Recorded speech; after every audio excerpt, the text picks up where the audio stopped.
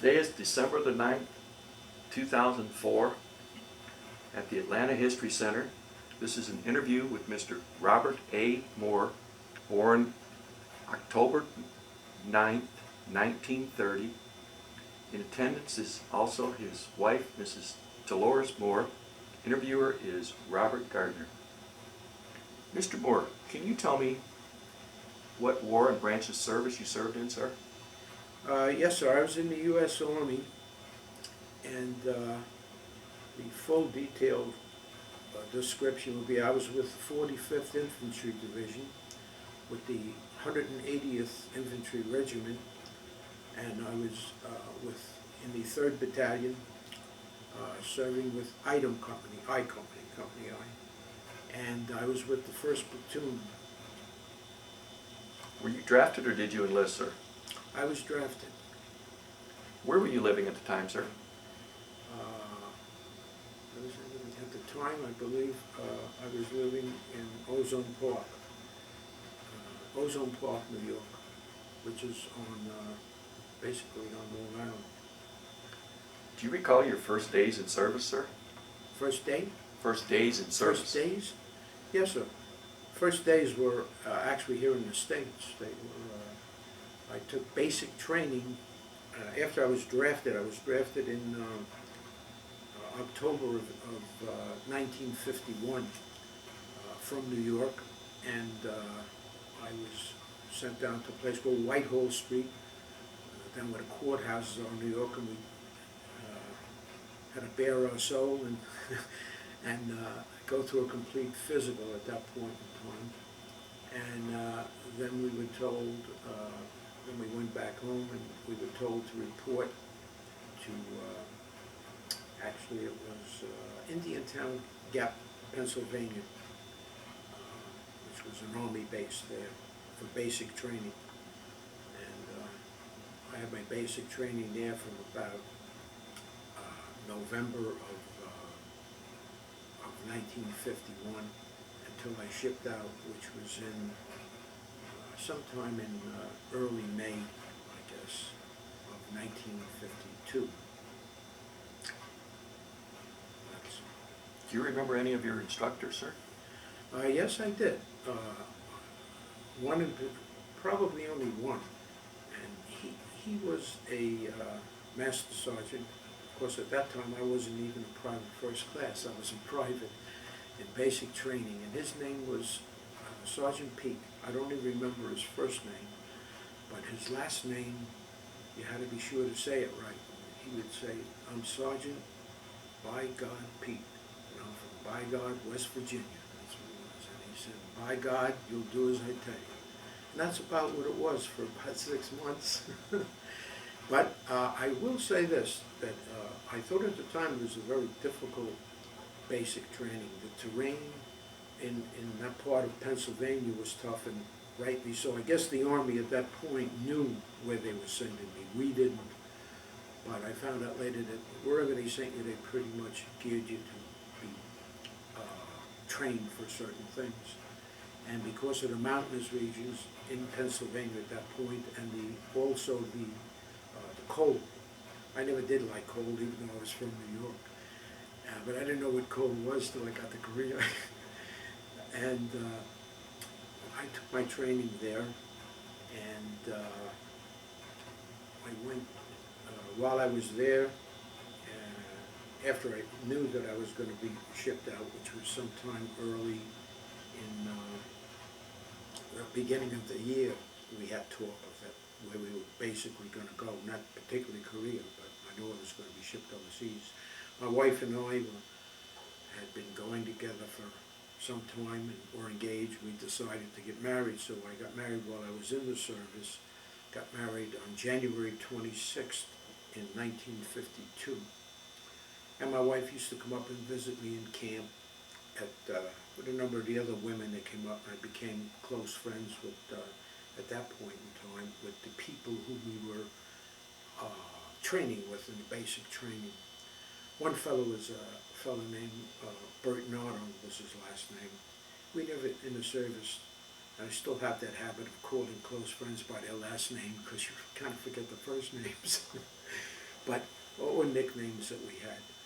But I was close with him, and there was a couple other fellows that I became close with in there. A fellow named Al and another fellow named Rothman.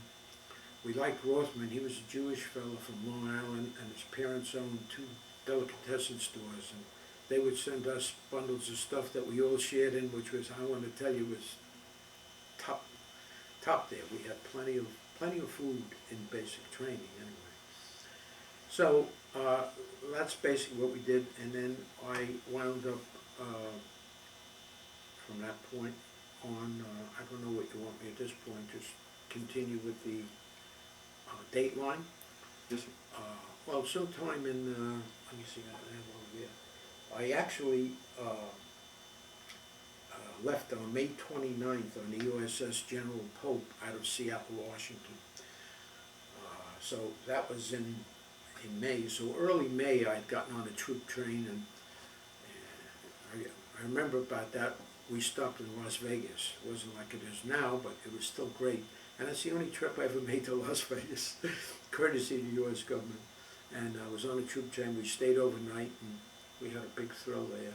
And then we went into, for a couple of days, into Seattle, Washington, and then boarded the General Pope and went overseas. I crossed the 180th meridian. They made us like a ceremony on a boat, which they do for everybody. That was on June 12th. I docked in Busan in Korea. I'm thinking that it was about the 15th. I don't really know, but they said we were, when we crossed the meridian, they said we were a few days out of Busan. Strangely enough, I was telling my wife this morning, I don't have much memory of even what Busan Harbor looked like, I should say. I know we got off the ship. I remember going down the gangplank with a load of stuff on my back, and that's basically it. And then we, what I do remember is what happened after that.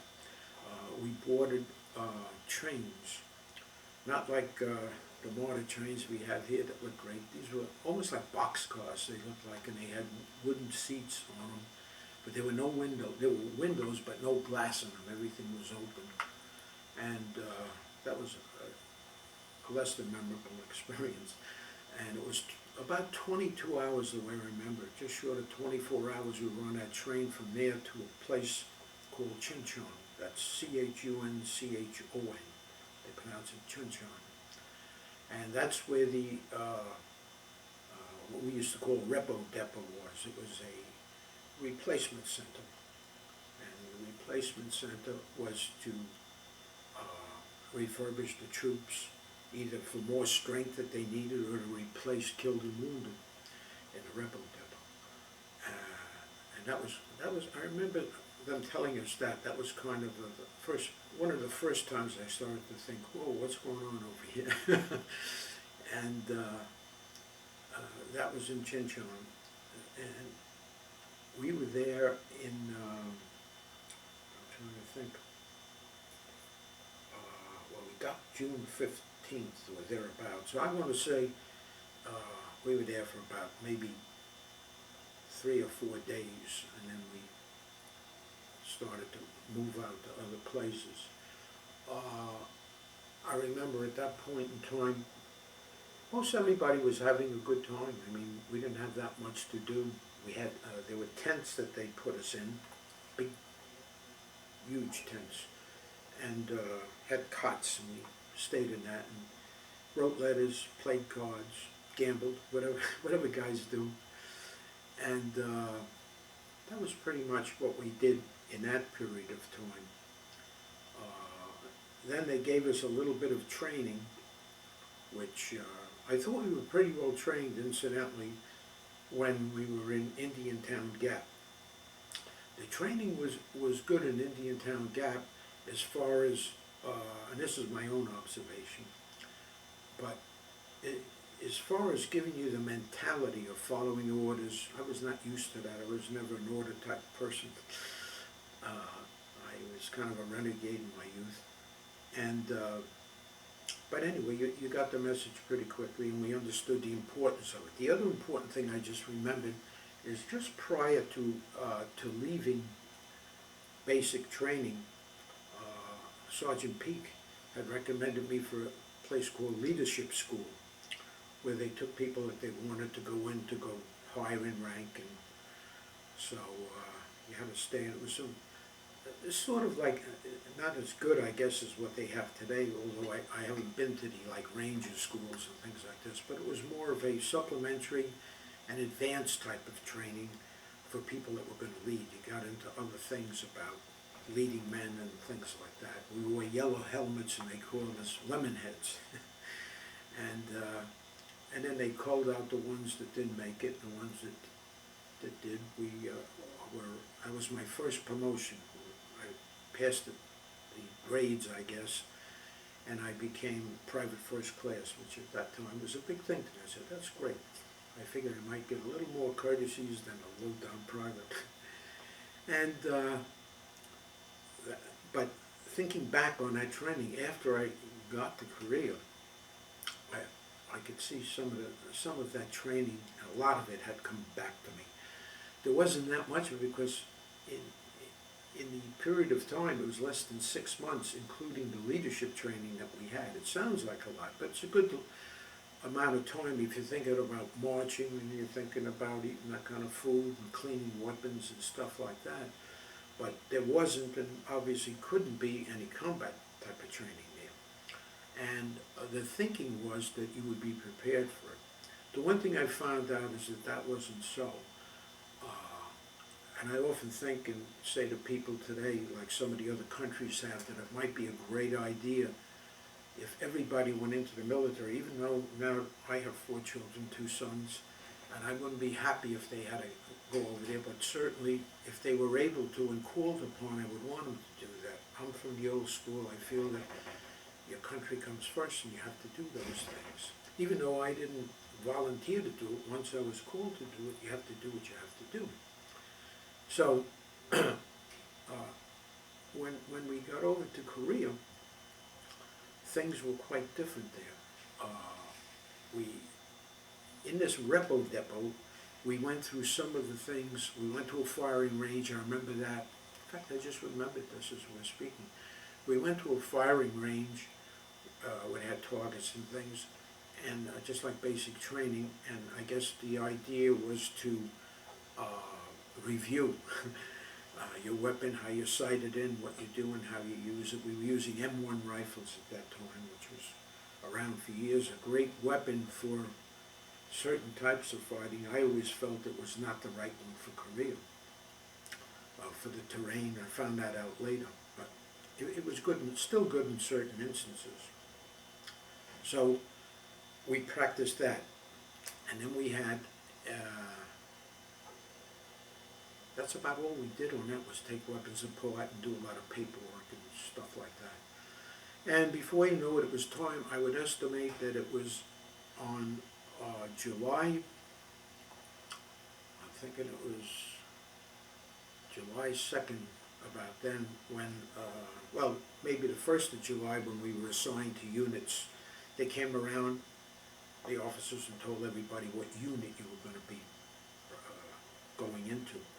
And I can recall, as we were sitting in this rebel depot, that in the rear, a lot of times, not too often, but a lot of times you could hear pretty loud the artillery in the distance, because we were still a ways away from the front lines when we were in Chinchon, where the rebel depot was. And then after we got our unit, quickly after that, the next day, I want to say it was, we started to, we being all of the replacements like myself, get the idea, well, you know, this is for real now. So they loaded us into trucks, into these large 2.5-ton trucks, deuce and a half they used to call them, open trucks in the back with seats on the side, and you had your, they issued us live ammo at that point. Everybody got ammunition on hand, just for the rifles, nothing, no grenades or nothing, just rifles and ammo. Remember, we got that, we got on the truck, everybody had to put their helmets on now, and we didn't have any flak jackets or nothing at that point in time. It was just army fatigues, and put that on. Then we drove in the truck, and it was at night, late. I don't remember the time, but I want to say it was probably midnight or later. And I don't recall exactly how long. If I had estimated, I would say it was a few hours that we drove. And I remember it was raining heavily. Just remembered that too, because some of the trucks were getting stuck on the side, and we had to go around them. And as we rode around there, then there were no more lights all of a sudden, because around the repo depot we had lights and stuff like that, but you could go around the tent areas.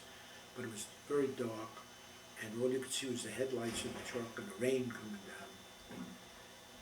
So I think it was a couple hours, because we had to stop a couple of times along the roadside for the guys to rest or relieve themselves, things like that.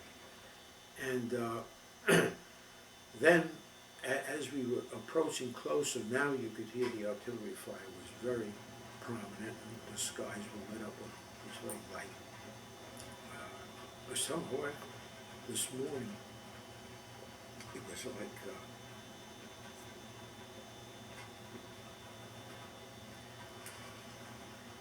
I didn't think that was going to happen.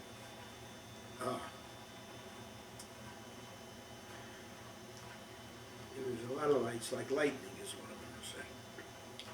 And that kind of filled the sky. And then shortly after that, they called our names out, and they would say, "This way you get off." There was, I think, two other fellows with me, I'm not sure. Two other fellows, I don't even recall their name, I only met them in the truck.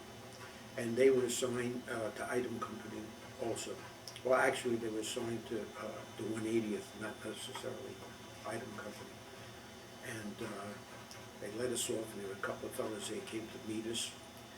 And it was light now. By the time we did that, it was in the morning.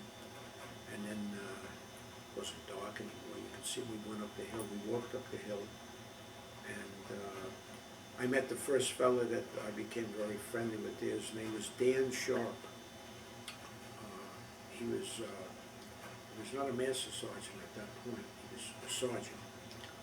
I think just sergeant first class probably, or maybe just a regular three-striper, I don't know. But he was the squad leader of the first platoon,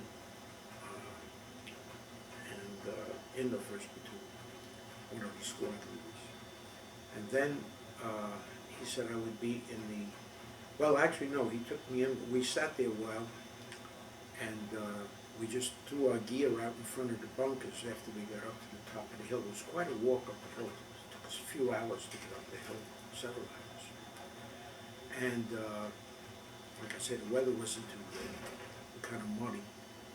And when we got to the top, we laid our gear down, and we went into what he called the CP, which was the command post. And I met Lieutenant Davis, who was the company commander.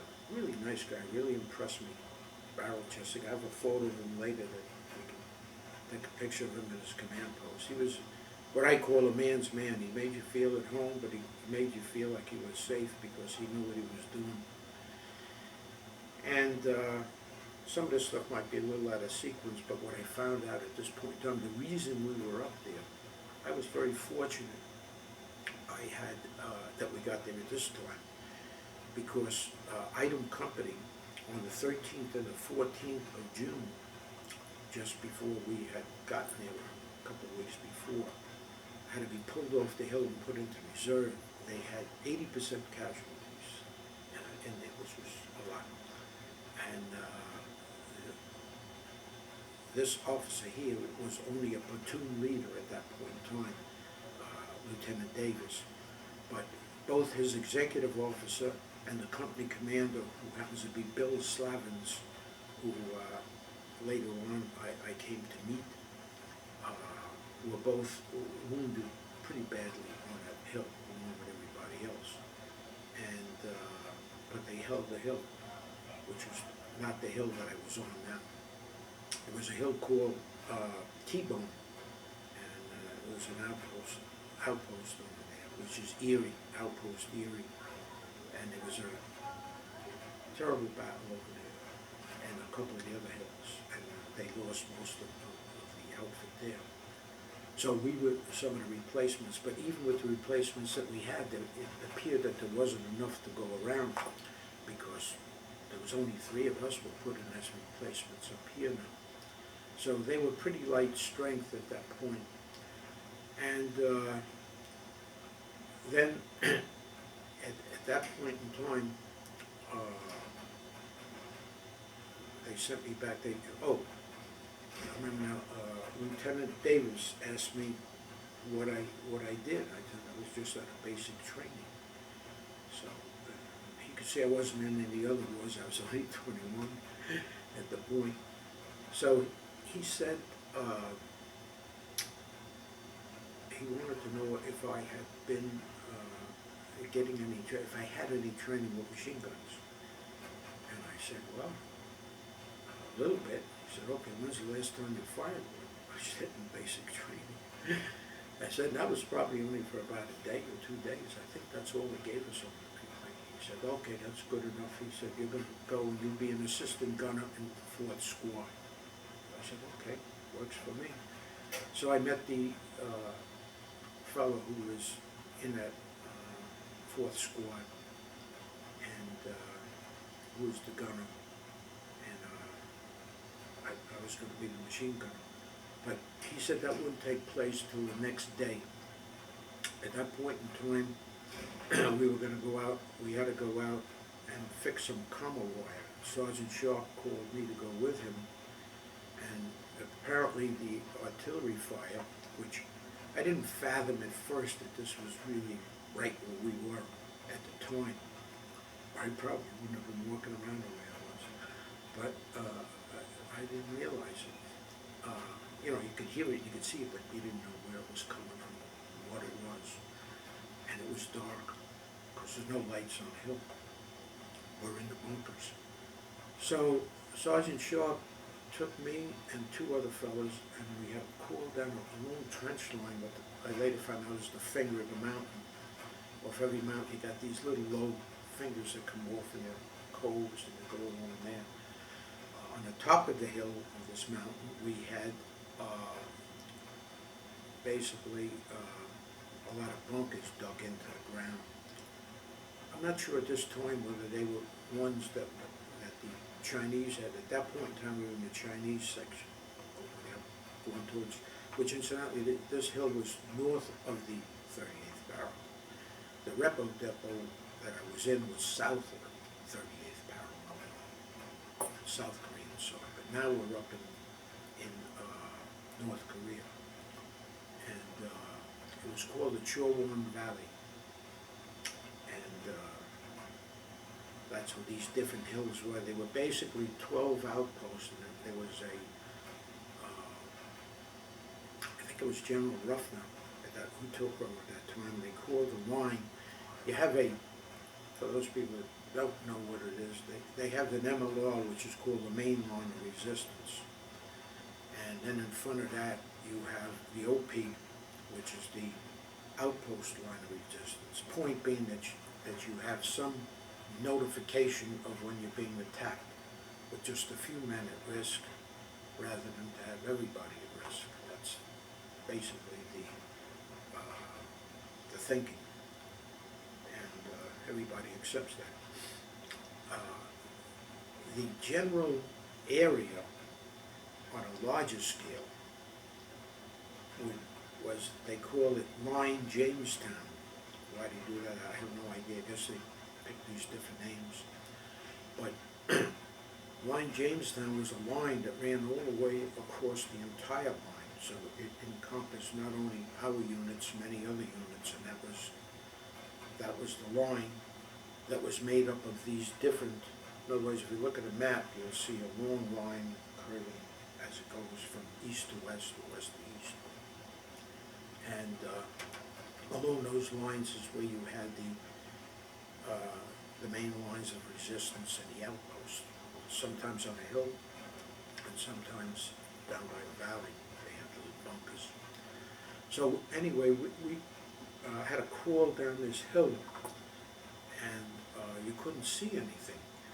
Now, as an aside, believe it or not, I had apprehension. I didn't have any fear at that time, in the true sense of when you talk about being afraid. Mainly because I didn't know what to be afraid of. I wasn't comfortable with those incoming rounds, but they weren't really that close. I thought they were closer than they were. They were more landing in front of us and in the valley. What I was afraid of most, and I guess I was never good at directions, which my wife would tell me. I was always afraid of getting lost. I figured, I don't know this area here, you know, they're gonna take me out, stick me someplace, how do you find your way back? I went to leadership school, I took compass, maps, all that, but that didn't make me feel any more comfortable. I figured if I had one or two people, even one, that was with me, then I'm okay. I don't care what happens, I can handle the rest.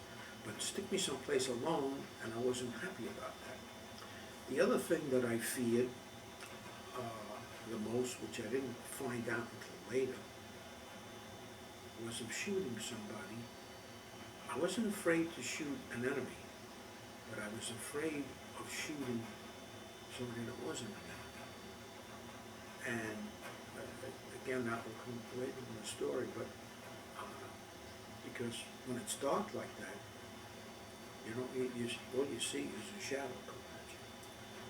Now, if it's one of our people, pretty much you can tell we had what they call passwords, signs and countersigns, and you had to give the right one, and they kept changing them all the time. And you just hope you remember them. And we use that. But now, if it was, the problem here was that we were also fighting side by side with the South Koreans, who were basically in our outfit, attached to our outfit. Rocks. They were good soldiers, good fighters, but most of them didn't speak English. So they didn't speak English. The other bad news is that they looked just like the North Koreans. It's sort of like, I guess, I thought about this the other day, it must have been like it was in the Civil War with our country, you know. North and South, they still look all like, you know, Americans, you know. So basically that's the way it was there. And so that was the two biggest fears that I had, getting lost or having to shoot somebody and trying to protect myself, and it not being something that I wanted to do. So that was great. That never happened incidentally. I never had to do that, to shoot the wrong person. Can you tell me a couple of your most memorable experiences, sir? Most in combat? Combat ones? Yeah. I guess the first time I was really, as I said, we went up on July, and I used to kid about this all the time with the guys in the service, and still do today. We were heading towards my new position on July 2nd, but July 3rd is when we were at the bottom of the hill.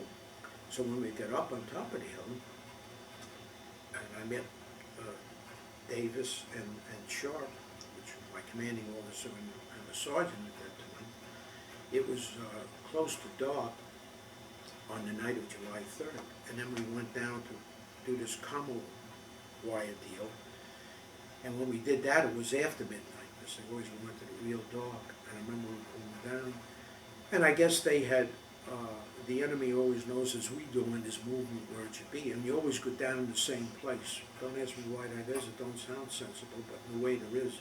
One reason for it is a lot of the areas, there were landmines. So they had to be cleared, and we had a certain way to go. The problem is, not only do we know this, but the Chinese knew that. And what they do is they would, what you call zeroing in, like during the day they would fire things, but the reason for firing it, they wanted to get, just like we did the same thing with machine guns and mortars. You would pick out a place and fire a few rounds to see if it was right where you wanted it to be. Because now when it's dark, they would do that in the daytime. So when you had incoming rounds in the daytime, you saw where they landed, you knew pretty much what they were trying to do. And then we would try to avoid those spots at night when we went on patrol or whatever it was. But that didn't always work so well. So when we were calling down this night, the next thing you know, we had Sharp was telling me to just stay close to the ground, which he didn't really have to tell me because they were dropping mortars in now. And we were trying to repair this line. So what was happening at that point, we all had commo wire, which is communication, about like the wire you have, but stronger. And you used that what you call sound power phones. And we had these wires that were to our outposts. We had 2 outposts on the bottom. Actually, they weren't outposts, they were listening posts. But we had 2 men in each listening post, and that was their only communication to us. So we didn't know at that point in time if they had been killed, or if they were still there, or what happened. So we had to go down and find out. And that was technically the 4th now, because it was after midnight. So that was the first time I had any real heavy fire at that point. No small arms fire. We didn't have any of that night. It was just mortar fire. We found what was wrong. We each had a piece of commo wire tied around our wrist, just doubled around, and I'd say about 10 feet apart. So we went down. So as long as I could feel somebody behind me, in front of me, I felt kind of comfortable. So I give a little tug every once in a while, make sure I'm still with this group. And then we fixed the wire and we went back up to the top. Everybody was all right with 2 listening posts. I could hear him talking to him once we fixed the wire. He would talk to them. Sergeant Sharp was talking to him. And everything was all right. Then we went back up the hill. A couple of days later, we had probably, I would say, the heaviest fighting in one small period of time in my whole time up there. It probably was about, I'm guessing, from the 6th or 7th of July until about the 14th to the 17th, somewhere in there. Very heavy fight, every day, all day, all night. And I don't remember which day it was, but they called us at about, I was in a machine gun bunker at that time, because now I was assistant gunner in the machine guns. And we were firing machine guns every night, all night. And they were dropping mortars on us, we were dropping mortars on them. It was kind of crazy. And then they had a lot of artillery. Then we have a company on our left flank, which I think was out of the 179th Regiment. They had a mission to go down and get some prisoners to get information. And it was in the valley right down below us. And there was a lot of bombardment coming in there. And they took me from the gun, because I was the assistant gunner at that time. And they took 1 man from each, like in the squads. If we had 9 guys, they took maybe 4 or 5 of us. So I'd say about close to half of us, or maybe a third of us anyway, went down the hill. We didn't know why. They just said, get your weapons and come on down the hill. So we went down the hill. And I'd only been there now like 4 or 5 days.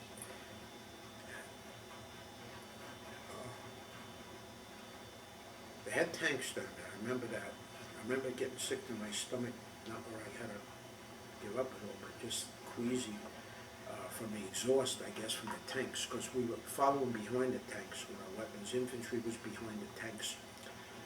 And I didn't know what was going on. Nobody tells you anything. They just move out. You gotta be quiet in there. So we're going, and we're walking behind the tanks. I thought we were gonna attack somebody or something. I didn't know what was going on. The next thing you know, I saw a lot of guys, a lot of howling going on, and flashlights, believe it or not, they were using. And there was stretchers laying on, livers all over the place on the floor. So I didn't know what that was.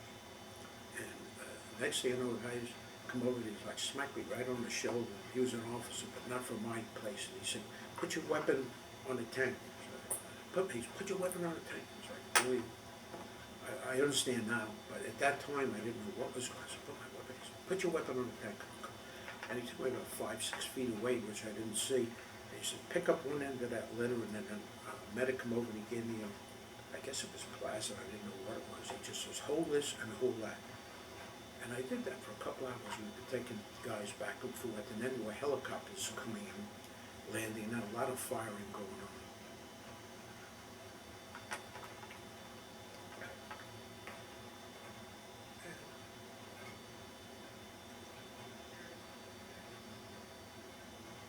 And we're just picking guys up, talking to him. I remember talking to one guy, asking if he was all right. Dumb question, I guess, but he was just saying, yeah, okay, that's all. And then other guys didn't talk much. And helicopters came in. We did that till, I guess, maybe about 4 in the morning it must have been. Then the tank started to move out, and I got my weapon back. And Sergeant Sharp came with me, and he said I don't know where the rest of them went, but they went back up the hill, and we had to stay down there, 4 of us, Sergeant Sharp and myself, and there were 2 others. I don't know who they were, because I just met them, and they were bunkers, and they were down in the valley now, and they were bunkers there, like built just a little bit above the ground, the best way I can remember it. And we went into those bunkers, and I said, what are we doing now? He says, well, we're just going to stay here and watch over here. He says, until morning. I said, okay. So he sat there, and he said, okay. He says, if anything happens, or you see anything, he said, wake me up. I looked at him, I said, what do you mean, wake you up? He says, I'm going to get some sleep. I got to get some sleep. So we're in this bunker, and there was no machine guns in it. It was just my rifle, and he had a .45. That's all he had. He didn't even have a rifle. So I said, well, are you sure? We had grenades, though. We had a bunch of grenades. So he said, well, just wake me up. And it was pitch dark. So he actually went to sleep next to me. I could never figure that out. I said, well, later on I did. I used to do the same thing. But at this point in time, it was bizarre to me. Frightening besides. And I said, wow, what's going to happen? So what am I looking for? He said, they're looking for people that are coming up. He says, the Chinese. I said, well, how am I going to know that? I mean, this is really my questions. I didn't know that. It's one thing to be up on a hill looking down. It's another thing when you don't know where you are. He said, just look on me. He said, I'm right here. Just wake me up. I said, okay. So I must have woken up about 3 times in about 10 minutes and looking out. And it was like bushes and things. But after a while, it looks like they're all moving. So he said, all right, I got to get some sleep. He said, if you see anything and you think they're coming close, he says, just throw a grenade, that's all. And I said, no, okay. So from then until almost morning, about 3 times they threw grenades. I don't really think there was anybody there at this point in time. Maybe there was, maybe there wasn't. Maybe if I didn't throw them, I wouldn't be giving this interview, I don't know. But that was like my first week of being in combat. The other interesting thing I had is I met a guy there that had a big time on my life in there. Thank you. And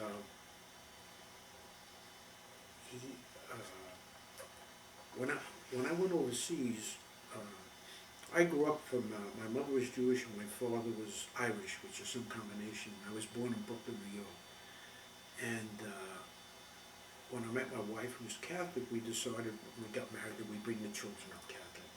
So just before I had gotten married, I had per se turned Catholic and started following that religion. And but I was never baptized. So I met the chaplain there at one point. They had a service up there. I think this might be a good time to start going to church a little more often than I've been going. Which was actually his suggestion. His name was Cormac, C-O-R-M-A-C, Cormac Walsh.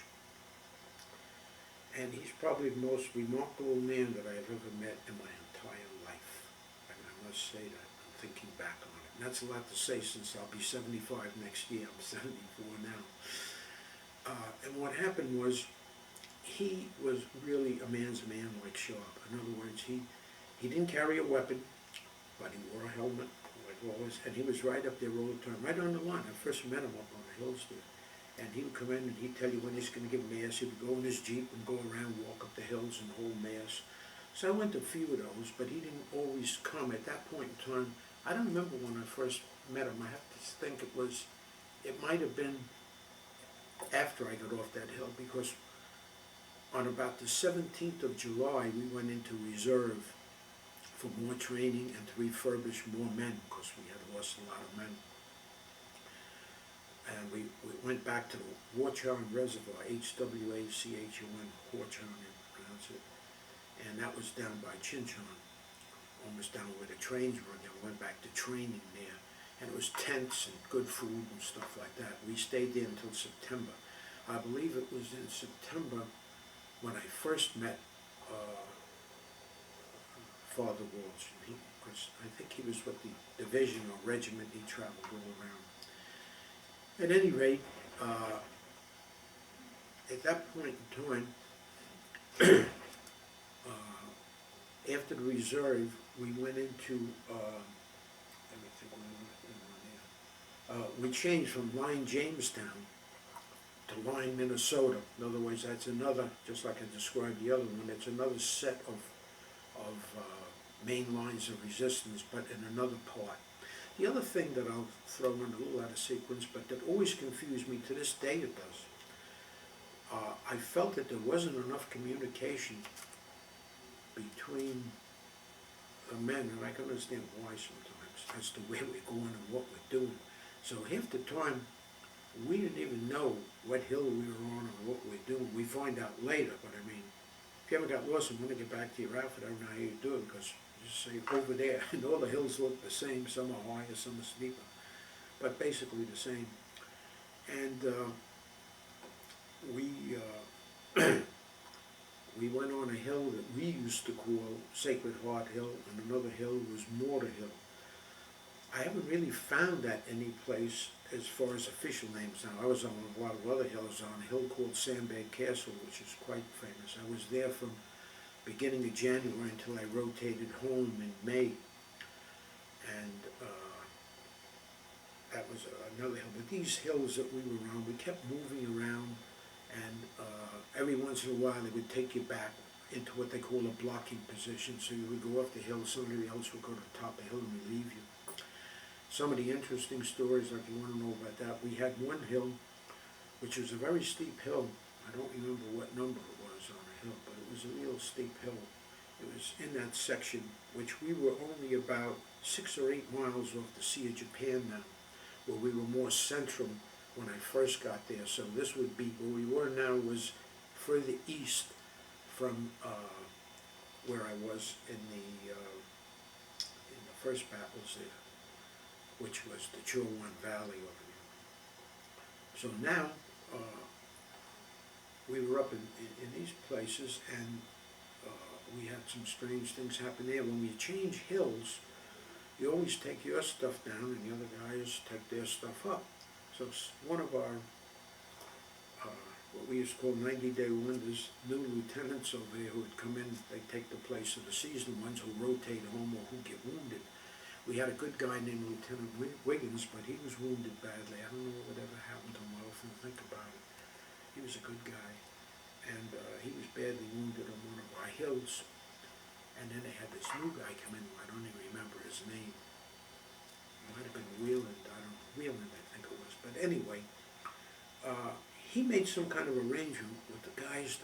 They usually go up the day before, or the afternoon before, to reconnoiter the area and then see where we're going to put our gun, because everybody likes to put their things their own way. Unless, if a bunker's all set up for machine guns, you would be pretty sure, if it was the American soldiers, that we would do it the same way, because the main thing was to have it on high ground and have it where it could throw a good field of fire. By that time, I had been promoted up twice, and I was now squad leader of the machine gun squad, and I had 3 machine guns with people under that on me. And as far as that was concerned, what we did was take our stuff back and forth. Guns, we have to carry the ammo down and carry the... A lot of times we would leave some of the ammo up there because we figured they needed more than us, but the guns we'd always take down. But in this case, he said, you got an easy march up today, guys. He said, because leave your weapons here. They're going to leave theirs up there, and will take us down here.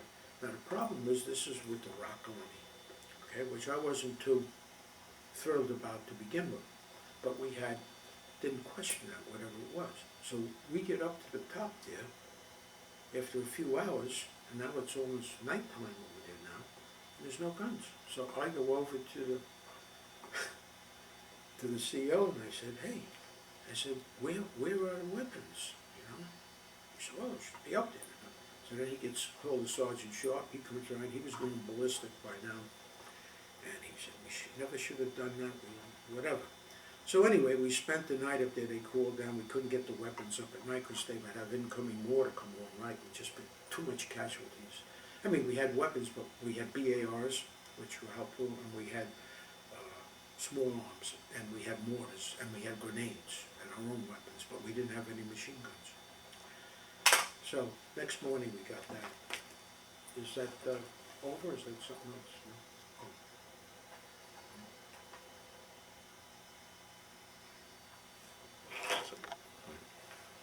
So anyway, we, next morning, early in the morning, we had the guns come back on it. They brought the guns back up on the hill, so that was kind of a funny story. The other thing that I remember what wasn't so funny, we had a Filipino outfit on I believe it was on our right flank on one of those two hills. This was in November, just before Thanksgiving. And we had a tremendous amount of fighting going on at that point in time, to the point where there's one night on the right side of the line where the Filipino line was, they were overrun. And then for some reason they took the people from our other flank to pull back to try and cover that area. But then before you know it, the enemy had come up and pretty much surrounded, we were in the center at that time. Usually the 180th was usually in the center, not always, but a lot of times. We had someone on the right, and someone on the left flank. And it was getting kind of bad there at that point in time. And it was a lot of firing, a lot of mortar, and a lot of infantry, enemy infantry, coming up the hills. And then next thing you know, we got the CO on a sound power phone. He told me to just get whatever ammo and grenades I could to all of the guns that I had. I think we had 3 on the hill at that time. Sometimes we had 2, sometimes 3, sometimes 4. I think it was 3 on this hill that we still had. And so I was running around to the different gun crews, because as the squad leader of the gun crew, you kind of go in and help if somebody gets wounded or whatever you have to do, and direct the fire the way you want it. So, but they were just coming too many. There were tons of them coming up. So he told us to get into the bunkers, nobody in the trenches, everybody into the bunkers, and just keep firing the weapons. And he was going to call in fire from the Missouri. We were about 6 to 8 miles off the coast. I never realized they came in fire guns like that. Well, I want to tell you, they did a tremendous job, probably saved our lives. It was written up in the Stars and Stripes. They put what they call a ring of steel. They had 2 forward observers out in front. They had the worst job. They were out there. They had to go out there and direct the fire by phone to this battleship, Missouri, and they just laid tremendous. I mean, they destroyed most everything, including a lot of our stuff. And we had a couple of guys killed by friendly fire, as you call it, but all things being equal, we did very well in repelling the attack at that point in time. Then we went to, one thing, I had a very close friend whom my wife wrote me. I grew up with him, and she knew him. He was best man at our wedding, Frank Earhart. And he was supporting me in the artillery. And I had gone to see, I was down to do the Thanksgiving dinner deal, and I met Father Walsh there over there, and I said, you know, I need a favor. He said, what's that? I said, we need a ride. I need to get over to this other gun positions. I said, one of my best friends is there, and he's with that artillery group. He said, okay, I'll give you my driver and give you my Jeep. I said, okay, so I had one other guy came with me. There were 3 of us. So I get over there, and that's all I knew. We jumped in, get in this Jeep, and we had to wait. It got dark right after supper. And he said, okay, now, he says, you sure you want to make this ride? I said, yeah, why not? I figured it's not on the front, it's in the back. He said, well, the only problem is we got to go over what they call the Mad Mile. There was a place that was about a mile long on the side of the mountain, but it was in direct view of the enemy, and they had everything zeroed in there. because they had mail go back and forth every day, so they knew that at 2 different times, so they knew just where to drop it. So there was nothing but holes there. Well, that was a very interesting night. We just, I don't know how we didn't kill this thing. They were just dropping stuff all around us in there. And that's basically what happened. I got there, met my friend, everything was fine. I was telling him about the ride we had. He says, yeah, I never been on it, but I heard about it. He said, was it that bad? I says, well, I think what's really bad is not that. He said, what's that? I said, I think it's the ride back, because I'm just thinking, I got to go back again. And, but going back, we didn't have anything. I don't know why, maybe because it was dark, but we didn't have anything coming back. And then after Christmas, we would spend Christmas up there, and we had, everything was fine there. And then we went to Sandbag Castle in the beginning of January. When I left my wife, she was pregnant, and in January, on the 20th of January, gave birth to our first child, and it was great. I can remember guys, I don't know whether you sent them or somebody sent them, but I remember we had, when the guys had them, they had cigars, we would give it out. It was really a fun thing, and that was in January. So then Father Walsh, I told him about it. Remember, he was a smoker. I didn't really smoke a cigar. I did it just to be like the other, but he smoked cigars. He loved cigars. So I gave him all the leftover ones we had. He also smoked a pipe a lot. And he said to me, well, he says, you know, you were never baptized, according to the stories we had. I said, yeah, I know, I'm going to do it some point. He says, well, we're going to do it. He said, we're going to do it now. I said, right now? He says, no, we'll do it tomorrow. He says, but I really think that it's time to do it. You got a baby home, a wife. He said, and we have to do this. So we went ahead, and the next day we went down, and we, this was weird. We went down, and he had a mass for a bunch of guys that were there. And I had this guy Clarkson was there, who was a close friend of mine. He was a black guy, and a super nice guy. And he was in my squad. And then we had another guy I met that was great. It was a guy named Garcia. He was a real hero. He got the Silver Star when we were overrun at one point in time. He was out there. He was a medic. He was out there with 2 pistols shooting, like in the movies. Quite a guy. But anyway, I went ahead and I got baptized at that point. And I stayed there until we rotated home in about, I guess, sometime in May, I guess. Do you have any questions or things you wanted to do that I didn't cover? What I'm going to do right now is to zoom in on the awards that you were kind enough to bring in for us, sir.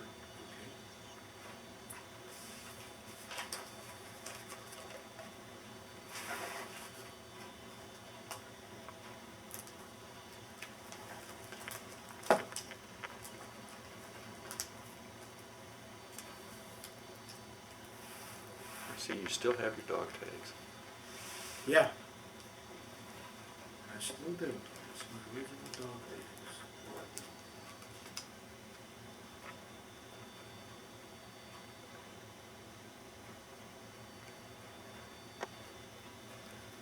Oh, you did this one?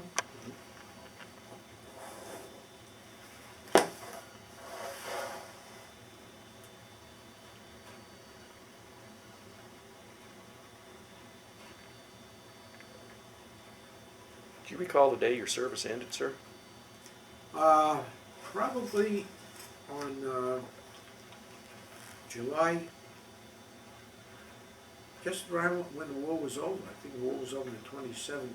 They gave me leave after I got home, and I don't know about these pictures, but it was basically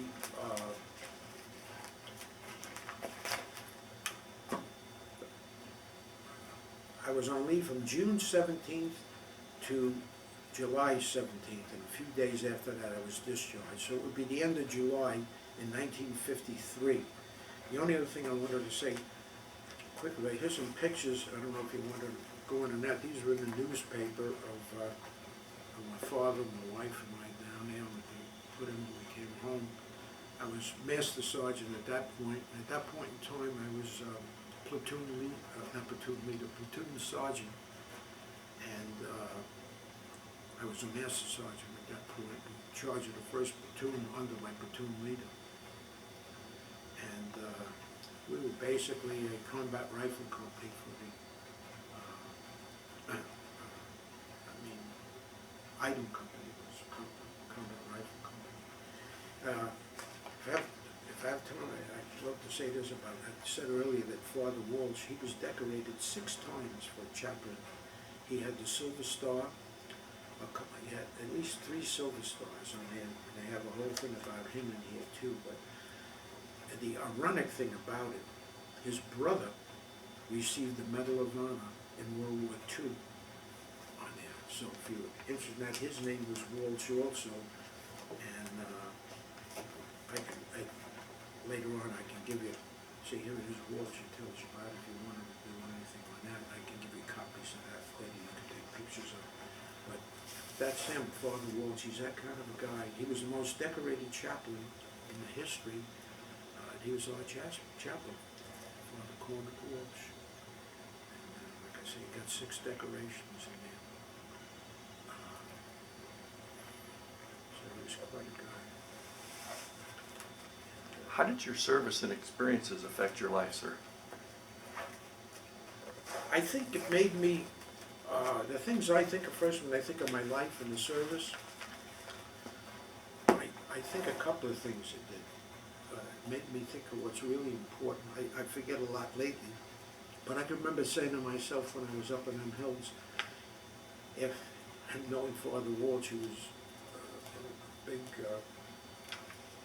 person in that direction, if the good Lord gets me out of here, I can make it from here. And many times I think back about how tough that was. But as an American, it made a big difference in my life.